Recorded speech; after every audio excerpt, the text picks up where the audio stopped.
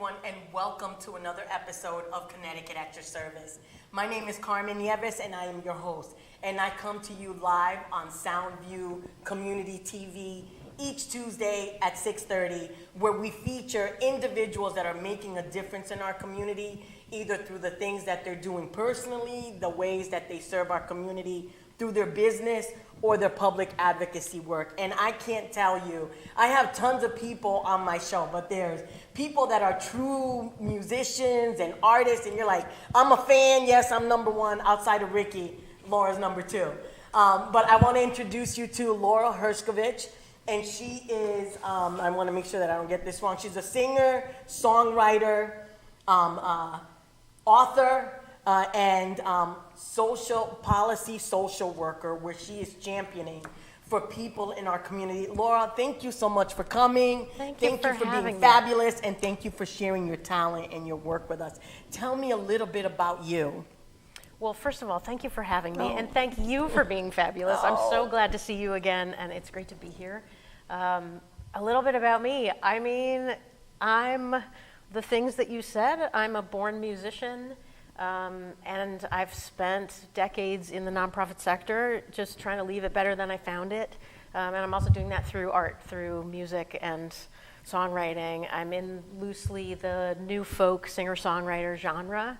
And, you know, I'm happy to be here, and I believe that we're here to lift each other up. And Absolutely. So I'm just honored and privileged to, in all the things that I do, to include that as part of the core of it. And I love that, and I love you. You know I love you, and I know you know that I'm a fan. You know I love you too, Carmen. We got love. We do. So one of the, you know me and kind of how I roll. And for me, family is really important. Tell me a little bit about your family and how to support all the fabulous things that you do. Yeah, I mean, wow, it depends how you define family. My nuclear family is incredible. I mean, just full of smart, talented, creative, like engineers and therapists and horseback riders, and they're just incredible people who to a person, who are all really busy making the world a better place, a healthier place. You know, people who care deeply about nutrition and food security and social justice and the arts and engineering and youth and on and on and on. So they've all been really inspiring. And then outside of the kind of concentric circles of family, I've been really lucky to be part of what I would consider the Connecticut nonprofit family of just people who are doing such amazing things in this world, yourself included.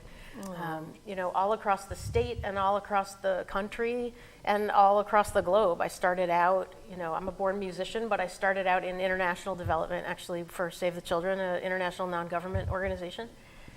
So I got to work with people from countries, you know, all across the globe who are just really committed to increasing access to community-based education and literacy and economic opportunities and small business development and health and on and on. So, amazing. You know, and then there's the American folk music community and the Americana music family that I get to be a part of too. So. And we're going to talk about that because you've been away for quite a bit, because you've been like a good solid month touring, and we're going to talk about that.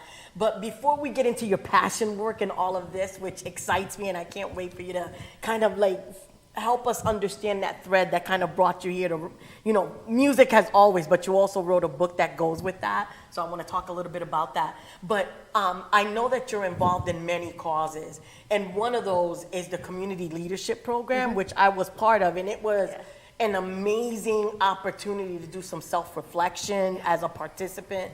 And we stayed away. Listen, the rooms had no TV, no phone, and it was a lot of, you know, just kind of figuring out who you are as an individual, how you lead, why you lead. Tell me a little bit what you do for that organization, and how you change the world through it. Thank you for the invitation to talk about the Community Leadership Program. It is, as you know, near and dear to my heart. I care about lots of different causes: environmental justice, environmental protection, social justice, mass incarceration, addressing, you know, lots of different things. I get to show up as a part. I'm a fellow alum. I've been through the Community Leadership Program, so this is centered in Greater New Haven, Connecticut. It's supported specifically by Bill Graustein, and it's a program of the William Caspar Graustein Memorial Fund. And it takes people who care about the world and are working to do incredible things for the world and with the world, whether that's in the arts or economic development or community development or youth leadership. I mean, the gamut is wide, small business, entrepreneurship, and so on. And it walks everybody through this. Basically, it exists to help equip, support, and inspire any one of us to show up and remember our core values, remember who we are, remember why we're here, connect to each other. I don't know, we didn't meet through the community leadership program. No, we met after, because actually you write a blog. I do. And you interviewed me for your blog. That's so right. We knew each other from before that. But tell me a little bit about that and what your blog kind of inspires, because you get deep into people. Deep. I mean, that's the beautiful thing about a program like that and leadership programs that are really looking to lift us up into to help us achieve the vision that we have for a healthier world. And so about 4.5 years ago, with Fahad Vahidi, started a blog. I remember Fahad. Hi, Fahad, if you watch this. Yeah, we started a blog that really looks to alums, and there's about 650 of us across the state and across the world now, folks working in all kinds of different arenas still. And we're basically looking to help everyone express their values through the blog and continue to have that conversation with oneself. So we go through a program, whatever that program might be, and then the conversation continues. It's a lifelong journey. So when I reflect about my top core values, I think about contribution and integrity, and I realized only a year ago, so I'm an alum going back probably 15 years, something like that. It wasn't until a year ago when I was running a workshop having young people reflect on their top core values that I realized that creativity is one of my top core values. So it's really a lifelong conversation. I ended my cohort year in the community leadership program knowing who the hearts and souls were in the room and the minds were in the room, but not knowing what anybody did for a living. So it's really looking deeper than just the particular vocation that anyone is in this given moment, to really who are you and why are you here. So one of my top core values is integrity. And by integrity, I don't just mean being honest and forthright in the world, but I mean being aligned with who you are. What are your skills? What are your passions? What do you care about? And what are you good at? And what lights you up? And that's the work that we should all be doing. I love how you say light up, because before the show started, we got to talking, and we were talking about your book and your CD, and there's just something about you that just radiates when you talk about your work. So I want to get right into it. So I've heard your CD. She wrote a book that accompanies it that's called Shine, Sister, Shine. And I want to spend some time just really talking about that. But in the meantime, if people wanted to follow you, how could they, what's your website so they can see something about your work, see where you're going to be, start to follow you, if you want to give them the website? Thank you. It's my name. I'm pretty easy to find because there aren't a lot of names like mine. It's Lara, Lara, Herscovitch, spelled like it sounds. You can see it on screen. So if you Google search Lara Herscovitch music, I promise you will find me. There are not a lot of others with that name. And if you want to know about the community leadership program, that's clpnewhaven.org. Thank you we didn't put it up there, but say it one more time, because I think it's such an amazing opportunity for individuals that want to lead and are just, it really helps you take a look at yourself. Yeah. Like, what are your biases? What do you really think? How did you learn leadership? How does that transcend into the work that you do personally and the people that follow you, and how does that affect your family? 100%. So I went through the program, actually now I realize it was about 10 years ago. And at the time, I have been a professional musician for about 25 years. But at the time, I was in a public policy advocacy job. So I felt like, okay, Monday through Thursday, I'm wearing a suit and I'm in Hartford and I'm testifying on behalf of young people's, legal access and whatnot, public policy advocacy to keep children and young people out of the criminal and juvenile justice systems. And then I felt like, okay, that's me Monday through Thursday in a certain type of dress. And then Friday, Saturday, I'm probably wearing denim and cowboy boots or something more like this, because those are the days that I'm a musician. When I went through that community leadership program, it helped me understand that I get to be both of those things at the same time. And that I'm a more convincing,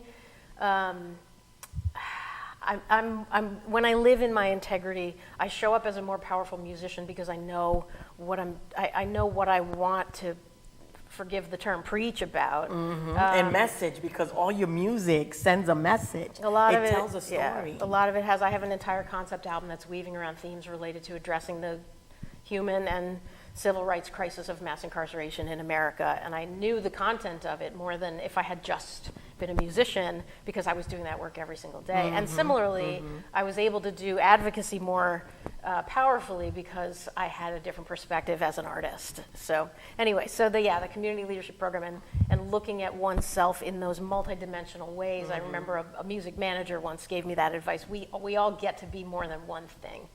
And sometimes there's this myth that we show up as just one thing. One of my heroes is Ruben Blades, Panamanian actor, singer, songwriter, ran for president of Panama, has a law degree, and more. And I thought, that's who I want to emulate, of somebody who's like showing up as a powerful artist and as an excellent artist to, yes, entertain, but also inspire and inform and, address issues of social justice and whatnot, but also do other things to leave it better than he found it.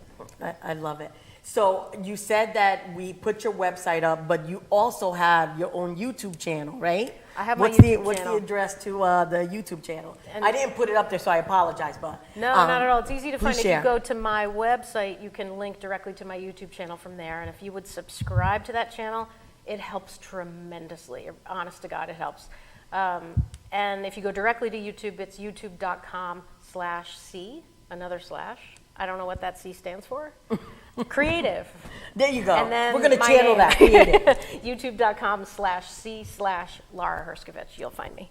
So 2 things. First, I didn't check your website, your Facebook page, but you did have a picture of you when you were younger. And I've always wanted to ask you, why is that your profile picture? Is that like when you knew that like art? Like, is there a sentimental reason why?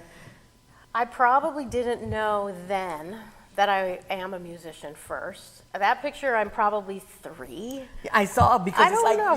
Why do I like that picture? Okay, so she may not look like that in her profile, but this is really it is. But consistent. the curly hair, little girl dancing around is definitely I'm on one of those spinning rides where you get on a teacup with 3 or 4 other people, and everybody grabs the steering wheel and turns as fast, so you're spinning around and the whole thing is spinning. And I just thought it was hilarious. I was 3. I like that picture because it's kind of counterintuitive to what a traditional Facebook profile should be, and I am very rebellious and countercultural. I'm the person who wants to adopt the black cat, and my favorite number is 13, and so I don't want a traditional Facebook profile picture. And there's just so much joy. To me, that picture just personifies joy. And so it's fun. I don't remember that moment, except I can see the picture, but it just makes me happy. So it's definitely one of those, pages that you remember. So we're here with Lara Herscovitch, who is a singer, songwriter, author, and policy social worker. So you've told me a little bit about your family, kind of how, some of the policy work that you've done to, really like change the world. Help me get to where you're writing a book and you're, recording music and you have something to say that's just amazing. Take me there. Thank you for saying that. I started writing songs and poems when I was 7, 8, 9 years old. And I think I am a born musician. I think it's why I'm here. It's what I'm best at. It's where I show up most myself. I didn't know that until I was 30. And so I did my first open mic. I was writing songs all along the way. I was traveling for Save the Children into countries where I, as a solo traveling female, couldn't walk around at night. And so I started bringing a guitar with me and started playing guitar a bunch. And I realized then, and actually you asked about family, my mom got diagnosed with Lyme disease and then MS. And she's doing, thank you, she's doing so well. Great. She's doing so well. She took it as an opportunity to pivot and get a graduate degree and launch into a whole nother career after corporate America. Like she's a rock star. Oh, wow, that's amazing. She's good. But it helped me realize at that age how fragile everything is and that you really don't know what's coming. Right now, 5 minutes, I mean, right now, you just don't know. And I decided in that moment to live my life without any of the big what ifs. So when my time comes, if my time comes right now, having this conversation with you, I want to make sure there aren't any really profound, I should have. Those things that we all know, you hear the voice. Oh, God. And then I had not stepped foot on stage. And so I realized prior to that moment, and so I did an inventory of like what are the things that I need to live a complete life, and just trying it. So I collected my very best friend from childhood, Beth, and she walked with me to the next door cafe, I think it was called, in Stamford, Connecticut, town I was born in. And I'm from Stamford too. Yeah. Yeah, born and raised. Go figure. All right. And so I played 2 songs, and it changed everything. I just knew I was home, and I knew that's what I have to do. Wow. We have a caller, so let's grab that call. Hello and welcome to Connecticut at your service. Do you have a question for Miss Lara? Yes. Hi. Good evening, guys. Calling. Interested in,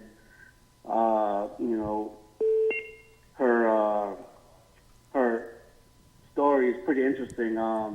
So I'm inspired because I want to write a book for my daughter.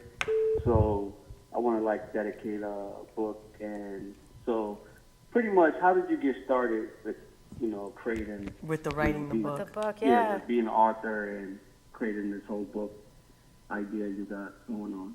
Well, what a great question. Thank And I you. was just getting to that. So caller, you are right on the money. Thank you. Laura, tell us about your book. Yeah, and I want to say, A, thank you for the question, and B, congratulations on your future book, because your daughter's going to love it. And so I say, if you know you need to do it, then you need to do it. So I just want to affirm that.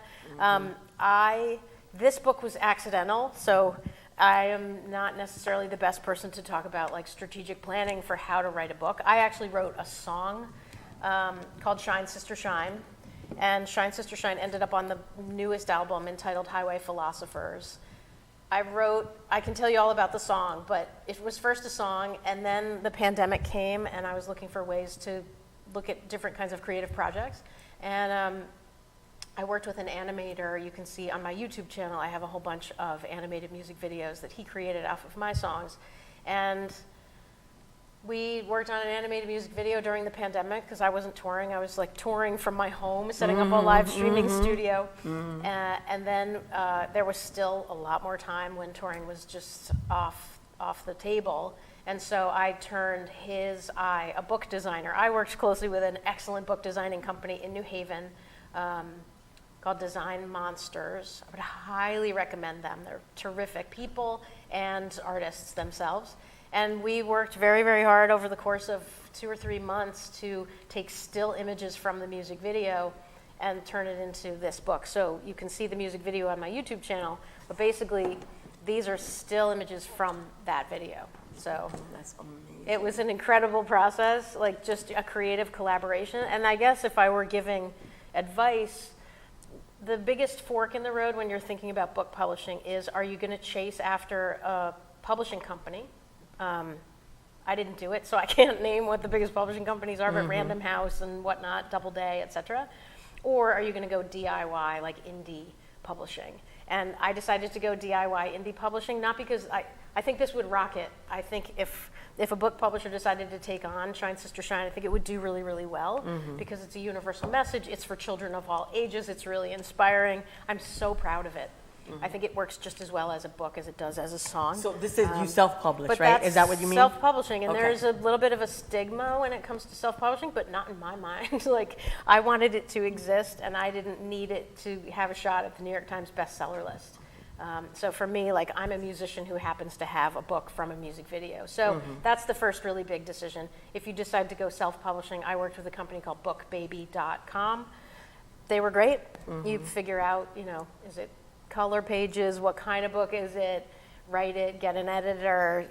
That's the thing, is just, my other piece of advice is A, follow your heart, but B, let the creativity flow and get a really good editor, because we miss things. That can interpret what you're thinking, because sometimes we need somebody else to say, Carmen, like when you were talking about that you were able to determine that one of your things was that you were creative, and you never, we say that that's what we do without putting, but you know what, you're creative. Yeah. So that helps us see what sometimes we can't see or we can't say. Absolutely. So you want to have somebody that can understand you for sure. Yeah. And literally things, just typos. I misspelled my own last name on my second CD. I was not the graphic designer. I never noticed it, like V-I-C-H instead of V-I-T-C-H. I never noticed it. So get a good editor too. But good luck. Thank you so hard, much, Colin. but like very rewarding. Okay. Great. Thank you. We'll check out your YouTube channel. Thank you for YouTube, Facebook, and her website. Thank you. Okay. All right. Thank you, caller. You're welcome. Okay, it was beeping, so there might be another call coming through shortly. So you talked a little bit about the book and kind of how you got there, your CD, and I knew that was coming. So I just don't want to miss hold calls. that thought. So Yeah, let's hold that thought. We can multitask. There you go, and I know you can. Welcome to Connecticut at your service. Do you have a question for Miss Lara? Yes, I do. Thank you for calling. Go for it. Hello? Yes, we can hear you. Okay, my question is, does she know if any people have used Shine Sister Shine with clients as a psychotherapist? I am a retired psychotherapist, and I actually used it with clients because it's such a powerful book. Oh, what a great question. That's incredible. Thank you for finding it, and thank you for using it. Yes, very, very surprisingly, this is the very accidental book. And then the gift that keeps on giving, there are two or three other psychotherapists in different practices, one working directly with young people, one working with older people, who are using Shine Sister Shine as a tool for inspiration and as a tool. If you look, can you pass me that for a second, Carmen? If you look at the back of the book, I don't think you'll be able to read it from here, but there's a rooster in the music video who is imploring all of us, including myself, to be who you are, do what you love, and share your superpowers. And so, this is actually turned into a really powerful tool. I do Shine Sessions workshops that are intended to help people. It's very community leadership program. Remember your top core values. Remember what you love about the world, and remember your superpowers, because these are things that they're like breathing, but we don't always see them ourselves. So again, like you said, or how they impact other people. Look at the caller is like, this is what I use in my work. Yeah. Thank you so much for asking that question. I thought it was wonderful. Did you have another question, or are you all set? Nope, that's great. Thank you. Thank you. Thank And listen, you. have a great day, and make sure you keep shining. Thank you. You too. Bye. Bye-bye. It's a total honor for the work that comes through. You're a creative person. The work that comes through, that's work of inspiration, that it can then in turn inspire other people. It's like doesn't get any better than that. So tell me a little bit about the songs on your CD. So that CD is that album of songs. It's on all the digital channels as well.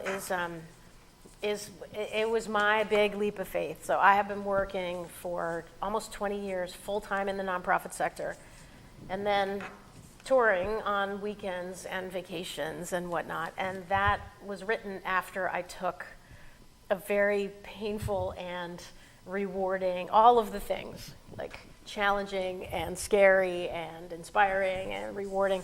That album was written about that, and during that and after that. And so really it's an album of the hero's journey, and songs that I hope are really universal, using different metaphors, like sailing to Newfoundland, and what are we sailing for, what are we sailing toward, and can we muster up the courage to get on board and to take the risk and take the leap of faith and whatnot. So it's really telling that story through folk music songwriting. And it makes sense because the title is called Highway Philosophers.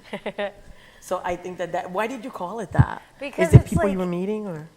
Because it's the deep questions. It's the questions of the most profound meaning, but not from an academic nor intellectual perspective, from like a very, the driver of a semi's perspective of just what matters, why does it matter, how does it matter, why are we here, what can we leave behind? So it's very much into poetry and philosophy, but from a very kind of down-to-earth, everyday person perspective. Mm-hmm.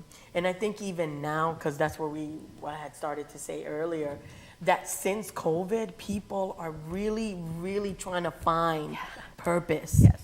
That's where I'm at. Like the guest that we're going to have next week, get ready for that. That's an organization called Untapped Potential.